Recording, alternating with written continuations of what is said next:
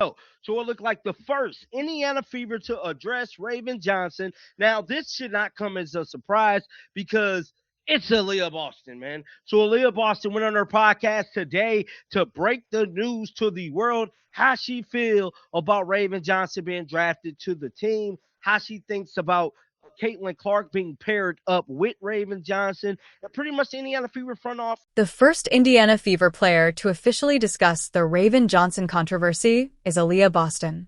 She discussed what it would be like to have Raven defend Caitlin Clark in practice after Raven locked her down in college on her podcast with Candace Parker. She talked about how uncomfortable it is to link up with someone who scored 40 points against you in the Final Four. Additionally, her remarks regarding player versus fan animosity highlight every flaw in the way that people are responding to this draft choice. Aliyah Boston acknowledges that once you put on the same jersey, everything changes and that fans have far more animosity than players do. Does that imply that everyone's anxiety regarding the Raven-Caitlin dynamic is entirely exaggerated? Since no one from the Indiana Fever organization has ever explicitly addressed the elephant in the room surrounding Raven Johnson, let's discuss what Aliyah Boston just said on her podcast. And since Aliyah is now a teammate with both athletes, it makes perfect sense for her to do it. At South Carolina, she played alongside Raven. In Indiana, she plays with Caitlin.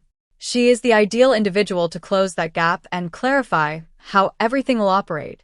Aliyah and Candace Parker were discussing the WNBA draft selections on their podcast.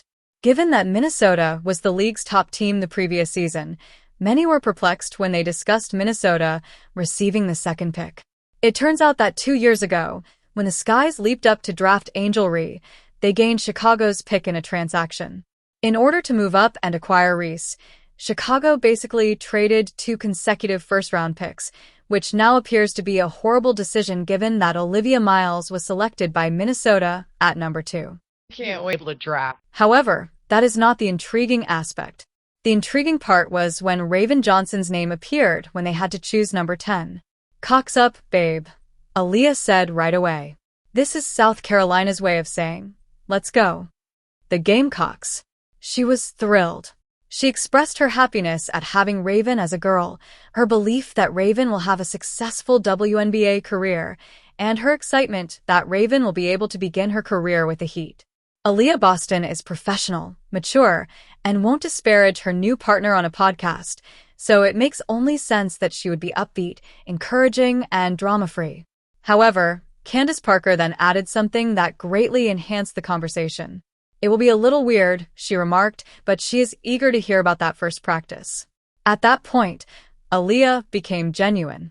She admitted that it would definitely be a little difficult, particularly since Raven Johnson is a defensive player and will likely play against the first unit in practice, meaning he'll have to defend Caitlin Clark every single day. In the 2024 National Championship game, Raven held Caitlin Clark to 5 for 20 shooting. In college basketball, it was the same defensive game that made Raven renowned. With Aliyah and Caitlin being the top picks, Candace pointed out that the Fever had performed well in the draft over the years.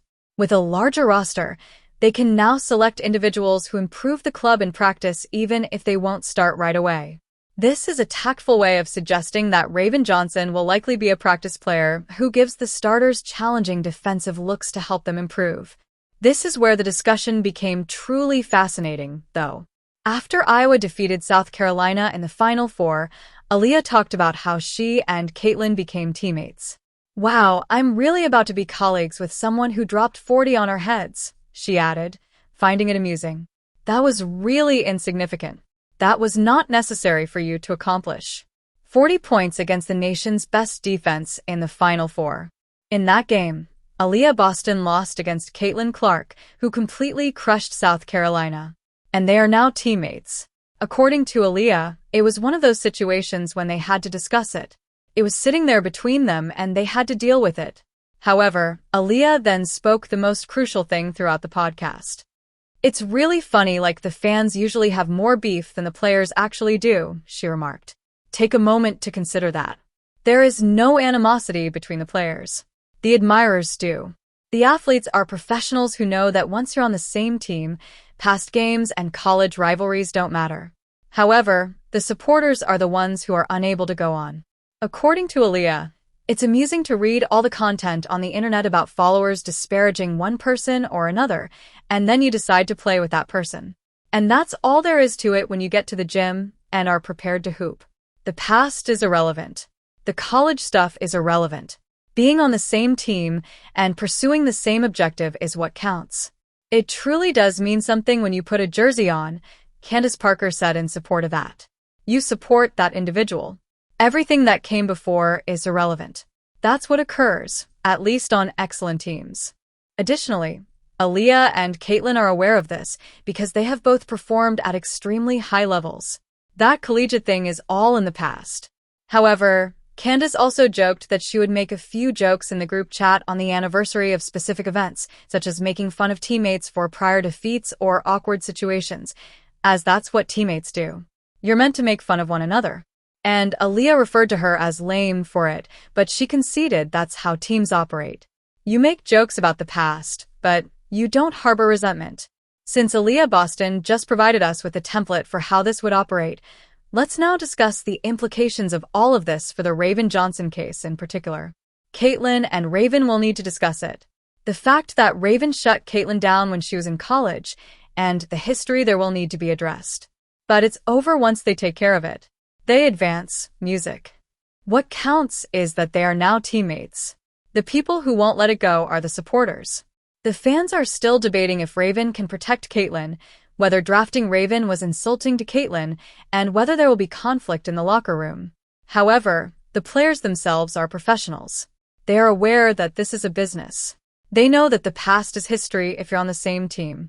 Furthermore, Aaliyah's criticism of the fans for harboring more animosity than the players is arguably the most candid statement made by any Fever player regarding the entire matter.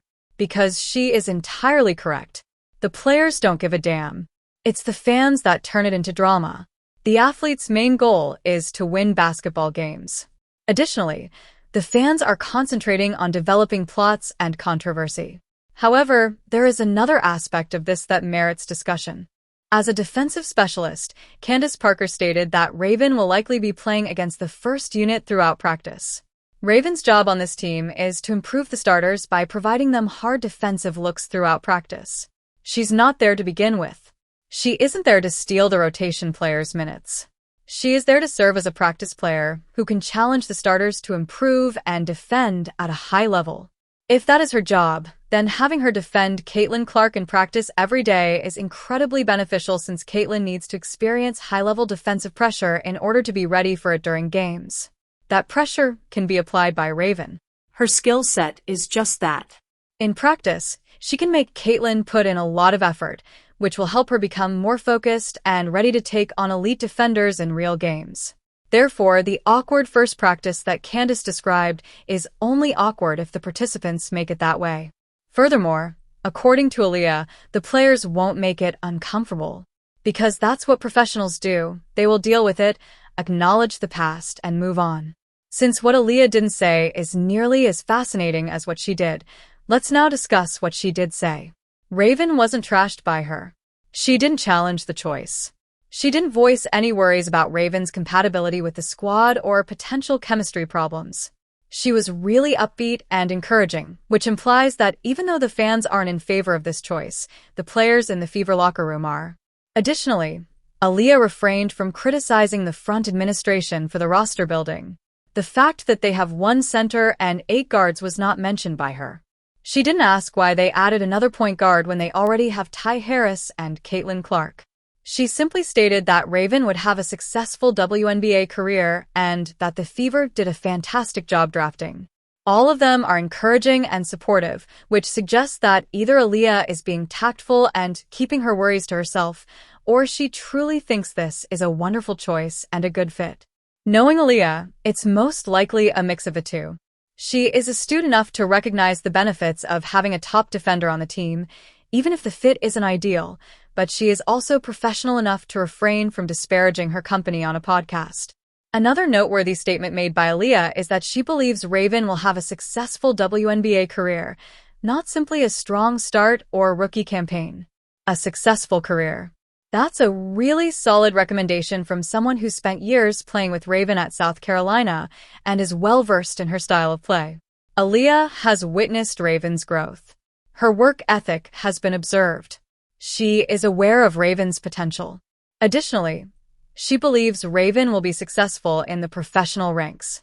When discussing whether Raven was the proper choice at number 10, that should be taken into consideration.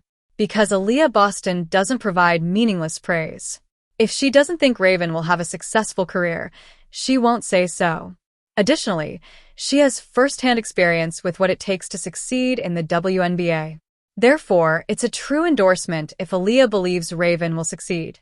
Let's now talk about the elephant in the room that Aaliyah danced around without mentioning. Whether Raven and Caitlyn can work together on the same squad is not the true question. They can, of course. They are experts. Whether Raven improves the Fever or if she is unnecessary on a squad that currently has too many guards is the true question. Furthermore, Aaliyah did not immediately respond to the query. She discussed Raven's worth as a protector. She expressed her excitement at having Raven on the squad, but she didn't elaborate on how Raven fits into the rotation or what precise role she will play outside of practice defense, indicating that even Aaliyah is still unsure of the answer. However, it's probably not Aaliyah's responsibility to sort that out. Stephanie White is responsible for that. It is up to White to figure out how to employ Raven in a way that improves the team. With 8 guards and 1 center, White is responsible for overseeing the rotation. It is White's responsibility to make this roster building successful on the court. According to Aaliyah, the players will carry out their duties and have faith that the front office and coaches have a strategy. Raven will be welcomed to the team, assisted in adjusting to the professional level, and supported as a teammate by Aaliyah. It's likely that Caitlyn will follow suit. Raven will aim to win her spot on the team by playing hard and defending. It will be made dramatic by the crowd. Every encounter between Raven and Caitlyn will be overanalyzed by the fans. Where there is no feud, it will be created by the supporters. Aaliyah simply pointed it out by stating that there is always more animosity between fans and players. The bottom line is as follows. On her podcast, Aliyah Boston provided the most direct and honest analysis of the Raven Johnson situation that we will hear from any member of the Fever organization. She admitted that the situation was odd. When she and Caitlyn became teammates, she admitted that they had to discuss their final forecasts. Raven and Caitlyn will likely need to do the same thing, she said. However, she also made it quite evident that none of this is a real issue. There is no animosity between the players. The past is the past.